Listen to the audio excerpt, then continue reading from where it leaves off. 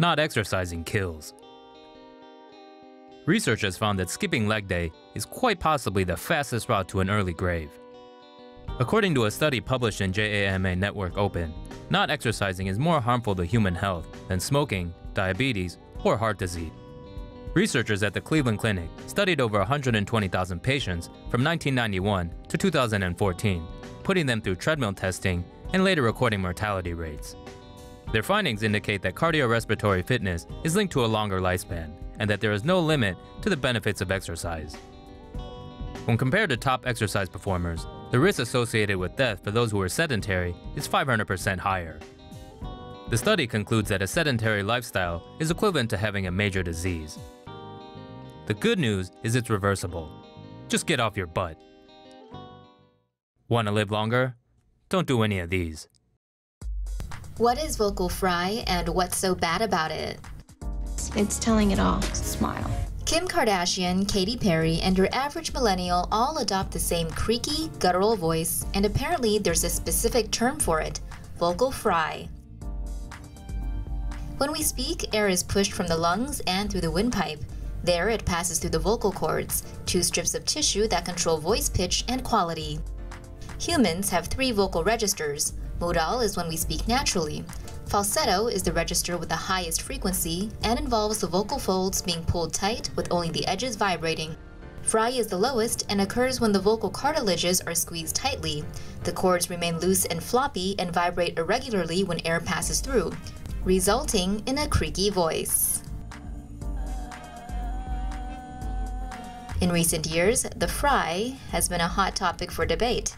Some of us find it annoying, while others find no cause for concern. From a medical perspective, the amount of force used to produce the fry can potentially damage the vocal cords over time, leading to lesions, polyps, or cysts. Culturally though, vocal fry may just be Valley Girl 2.0, language changing and adapting to fit the needs of the younger set. One linguist surveyed 500 adults and found that while the over 40 bunch were bugged by the fry, those 39 and under weren't. So while it may be legitimately annoying, it could also just mean you're old. Death by caffeine. A South Carolina teen is dead after a combo of caffeinated drinks triggered a fatal heart issue in his normally healthy heart. Davis Allen Kripe collapsed in class on April 26th and died just an hour later. The 16-year-old had consumed multiple caffeinated drinks that day and died from a caffeine-induced cardiac event, otherwise known as abnormal heart rhythm. A healthy adult can safely ingest as much as 400 milligrams of caffeine daily, equivalent to either 4 cups of coffee, 10 colas, or 3 to 5 energy drinks. But for teens, the recommended daily intake is only 100 milligrams. That's a cup of coffee, 3 colas, or 1 energy drink. Caffeine prompts the release of the stress hormone norepinephrine, too much of which can cause rapid or irregular heart rate. Not enough blood is pumped into the body as a result, thus damaging or shutting down the brain and other organs. People who have died from caffeine overdoses also experienced seizures, with some reportedly choking on their own vomit. Caffeine does have certain benefits, and the vast majority consume it with no negative effects. But experts warn it should be taken in moderation, especially for kids and adolescents. Ditch the sweeteners. In recent years, sugar has become public enemy number 1 as far as health is concerned, prompting people to turn to artificial sweeteners. But are they really any better for you? Researchers from Israel and Singapore modified E. coli to light up when exposed to toxins, using it as a sensing model representative of the complex gut microbial system. Exposure to 6 types of artificial sweeteners, including aspartame and sucralose, had a toxic, stressing effect that made it difficult for bacteria to grow and reproduce. A separate study carried out in Australia looked at 29 healthy adults and randomly administered the capsule equivalent of drinking 1.5 liters of diet soda a day to half the participants. After 2 weeks, the amount of good bacteria in the subject's gut decreased, while gut pathogens increased, potentially affecting the body's ability to regulate glucose.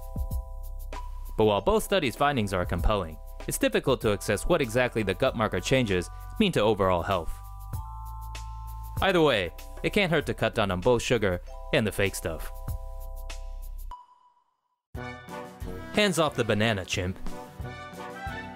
Animals at the Melbourne Zoo are dealing with obesity and bad teeth, thanks to a fruit-heavy diet that's chock full of sugar. Fruits may be a vital component to a healthy human diet, but the same can't be said for animals, who are getting serious problems after a trip on the fruit train. The problem is that cultivated fruits have been genetically modified to be sweeter than their wild counterparts. Some, like plums, have nearly double the sugar level nature intended.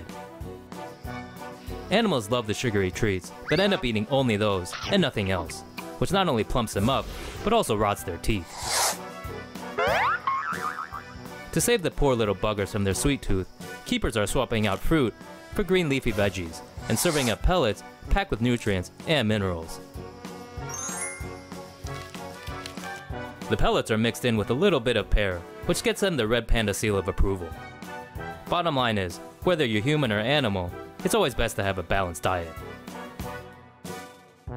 Binge drinking is fun and potentially deadly.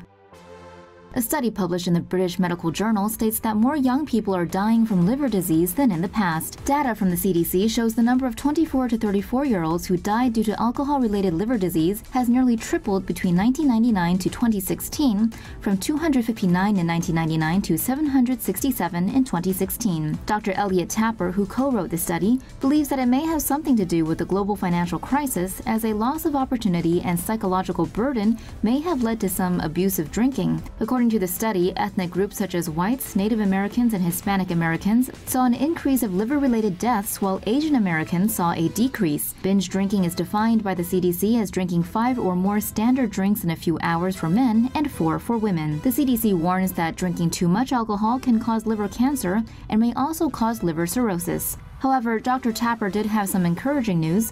Liver disease is often reversible. The sooner the patients stop drinking, the better their chances of recovering.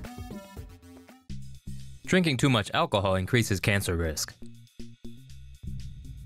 A new study finds that drinkers have the lowest combined risk of developing cancer and dying prematurely, even when compared to people who do not drink at all. According to NPR, scientists looked at 100,000 adults in their mid-50s to early 70s and had each complete a survey about their alcohol consumption. Researchers then tracked these people for 9 years and found that the more alcohol consumed, the higher the risk of developing cancer and dying. Heavy drinkers were the most at risk. Scientists found that men who drank 3 or more drinks per day were 3 to 4 times more likely to develop esophagus or liver cancer. Other alcohol-related cancers were colorectal and breast cancer in women. According to NPR, a drink is a single shot of liquor, 5 ounces of wine, or 12 ounces of beer. So what are you waiting for? Cheers!